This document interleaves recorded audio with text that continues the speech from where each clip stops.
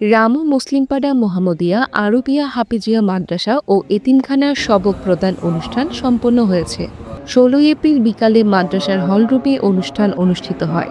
মাদ্রাসার প্রতিষ্ঠাতা পরিচালক হাফিজ মাওলানা মোহাম্মদ রমজানুর রহমান জিয়া সভাপতিত্ব অনুষ্ঠানে সবক প্রদান করেন। রাজারকুল আজিজুল উলুম মাদ্রাসা পরিচালক মাওলানা মোহাম্মদ মোহসেন শরীফ সাহেব। এছাড়াও অনুষ্ঠানে প্রধান মেহমান ছিলেন ইসলামী আন্দোলন বাংলাদেশ কক্সবাজার জেলার সভাপতি মাওলানা আমিরুল ইসলাম। প্রধান অতিথি ছিলেন জোয়ারিওনালা ইউনিয়ন পরিষদ চেয়ারম্যান কামাল শামসুদ্দিন আহমদ প্রিন্স। অতিথি হিসেবে আরও উপস্থিত ছিলেন ইসলাম যুব আন্দোলন কক্সবাজার জেলা সভাপতি মাওলানা নুরুল ইসলাম আজিজি, ইসলামী শ্রমিক আন্দোলন কক্সবাজার জেলার সাধারণ সম্পাদক আবু তাহের, কাওয়ারখোপ ইউনিয়ন পরিষদ সাবেক চেয়ারম্যান মোস্তাক আহমদ, সাবেক ইউপি মেম্বার নুরুল ইসলাম। এ সময় মাওলানা মোহসেন শরীফ বলেন, আলোকিত মানুষ গঠনে ইসলাম শিক্ষার কোনো বিকল্প নেই। News desk, CCN.